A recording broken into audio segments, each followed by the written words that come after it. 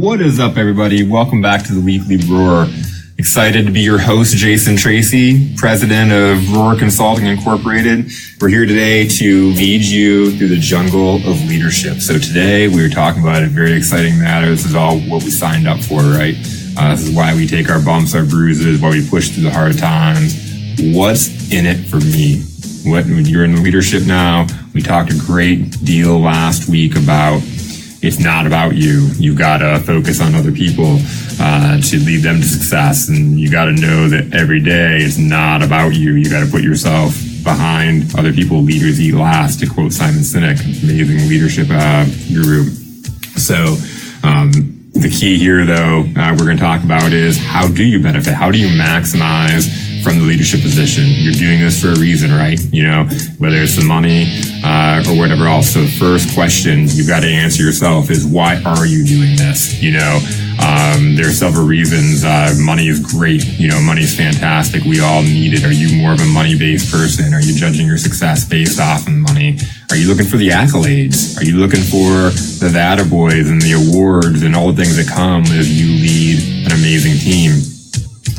Are you looking to build a career? Are you looking for forward trajectory to move the corporate climb up the corporate ladder? Are you looking to build a really successful business? Or are you looking for followership? Are you looking to have people that follow you and people that you're responsible for taking to another level? And that's amazing too. All that stuff's amazing, and there's many, many other benefits of leadership, travel, and all those kinds of things. So it's really, you got to ask yourself, in what position, as far as what does your company offer you? What can you get out of that? What helps you hit your values and your benefits?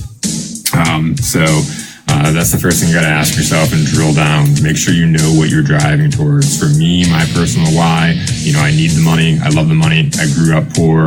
I want to be able to provide my child, my family with experiences that I didn't ever achieve. So money is important. That's, you know, we want to do that. But my biggest why is, at the end of the day, people coming up to you and telling you they don't know where their life would be if you didn't interject and help them climb that mountain, get past that hurdle, help their sales process to get better, show them how to lead. To me, those moments, those feelings, those relationships, that network you build will last a complete time. Here are a couple of strong tips on how to make the most out of the leadership position, no matter what your goal is and what you want out of this. So the first thing, and it's quite disturbing how many people out there in sales and leadership do not completely understand their comp structure or how they make money. That's the number one most important thing we're going to talk about right now, is understanding your compensation structure, how you make money inside and out. All right. So even if money isn't your biggest motivation, what you got to understand is it's your company's biggest motivation. If you're the owner, you understand that completely. But your biggest motivation is to make money for your company. Let's not kid ourselves here.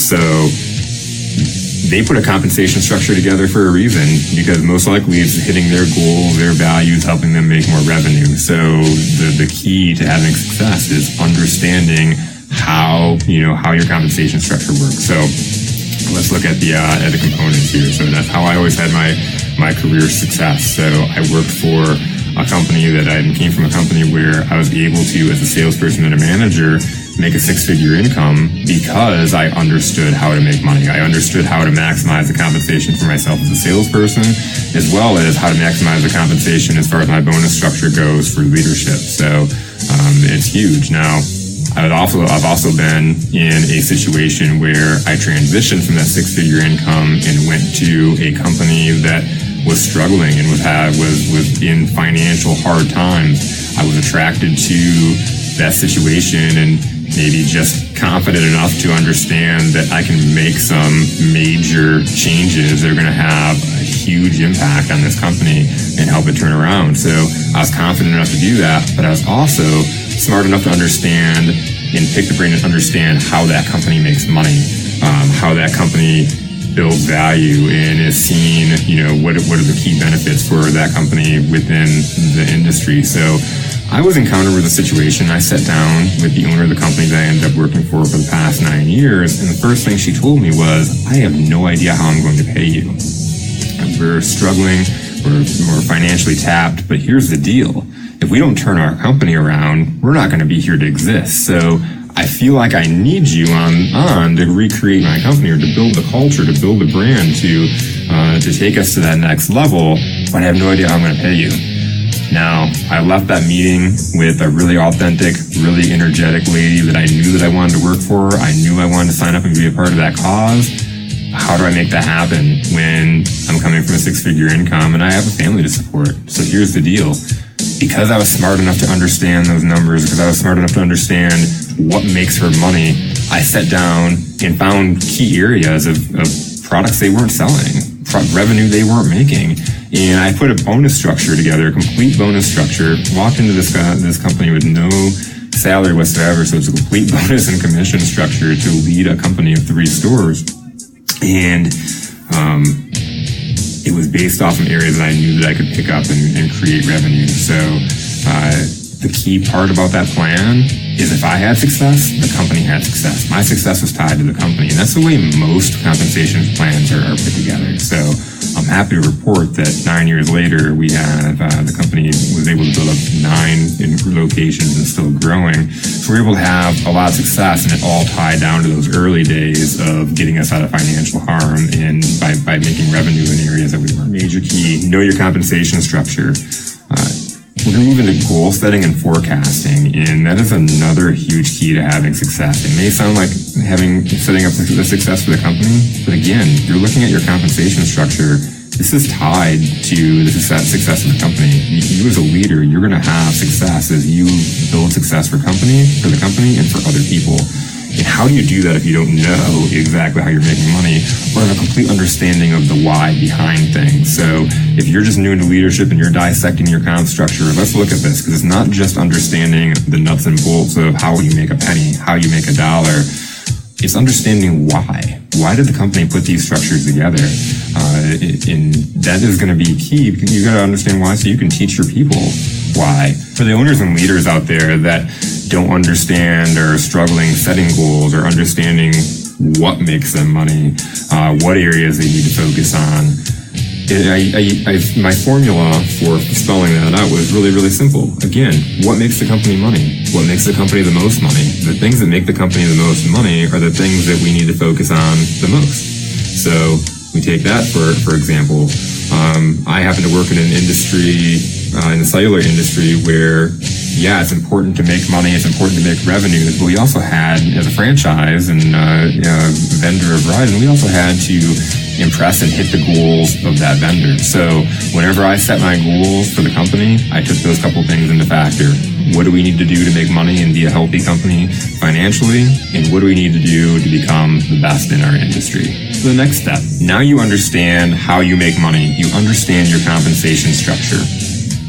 Now you got to build a plan around how to be successful around that. So, for example, if in my industry, new activations, accessories, insurance products, those are all extra revenue pieces. What do you think I'm going to train my people on? I'm going to train my people to find more new activation opportunities. I'm going to train them on the importance of the protection plans, the importance of having accessories, and why that's important for the customer. It's not just a revenue driver for us, but why is that important?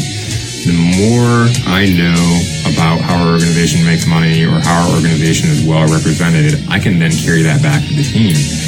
As I'm showing the team how to be successful in our industry, I'm developing more leaders within our company. I'm excelling. I'm building an organization that is the spotlight within the industry. And so I have happy bosses. I have happy people. With that comes the money, comes the accolades, it comes the awards, it comes the traveling across the country or across the world, depending on what kind of organization you work for. Hopefully you're working for those organizations that take you to like Paris or something. That'd be pretty amazing. But all that stuff is there, but it's being able to come together. You got to be successful at what you do. And how are you successful at what you do if you don't know how you're getting paid and you don't know how to and you don't even know why? Because this is the other thing, is you're leading people and showing them how to do these different things, and you have these goals that are coming down from leadership. If you don't understand the why behind it, you're going to stumble and you're going to lose your people. They're not going to want to follow you because you're not giving them a compelling reason. It's really easy to get bogged down by the little gadgets and gadgets that you can sell unless you have. Final recap: the better you understand how your company thrives, the better you understand how to teach your people, and the more you're going to get all the things out of leadership that you want to get, and you're going to have a successful career. So here's the last tip for you all.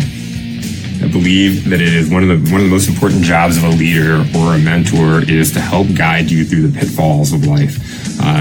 I've made many mistakes. One of the biggest things and one of the biggest reasons why I have the confidence to come to you, or why I've had the confidence to develop salespeople and leaders and work with organizations, is because I've walked in those shoes. I've grown from a salesperson. I grew as a leader. I've made my mistakes. I've stepped in my pitfalls. I've been down and out. I've had those moments. So as a leader, I've always tried to pay it forward and pay it back. If I see somebody going down and making the same mistake that I made, I can help curb their rebound time, help them build success much quicker than me. I'm 38 years old, and I've been able to teach people much younger than me to achieve more sales success than what I achieved. And that's a phenomenal power as a leader.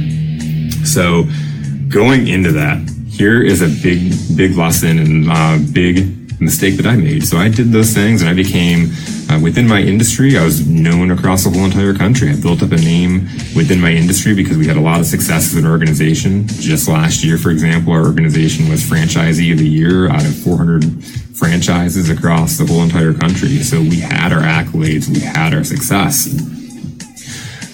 And when I go to conventions, when I travel throughout the industry, people know my name. I start my own business, and what I'm understanding is the big thing that I neglected, big thing I didn't do, was I didn't build my brand on social media online, whether it's my Facebook profile, LinkedIn, getting out there and making sure that I'm seen as the expert in my industry. Because I'm out here plugging away and I'm making things happen for our business, but I'm not building that brand. So now I'm playing catch up, and I'm starting from scratch as I'm going down and starting my business. Don't make that mistake, everybody. Get out there. There's not an excuse in today's times with social media and how easy it is to get out there, to be in your job and maintain and keep yourself, within the four walls that you're captured in.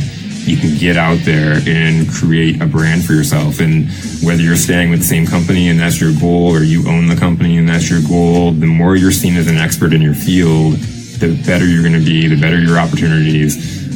So get out there, learn from my mistake, and become a social media expert. And again, blog, set out videos, create that profile, do it now. All right, Roar Nation, that's it for this week. Time to wrap it up. I hope you all go out there and just kick ass this week. Any questions, any comments, any struggles you have from any of the material, any struggles you have developing your people, or any questions you have as far as how to understand your pay structure, shoot them at me. I'd be more than happy to answer them. So have a great week, and I will see you all next week.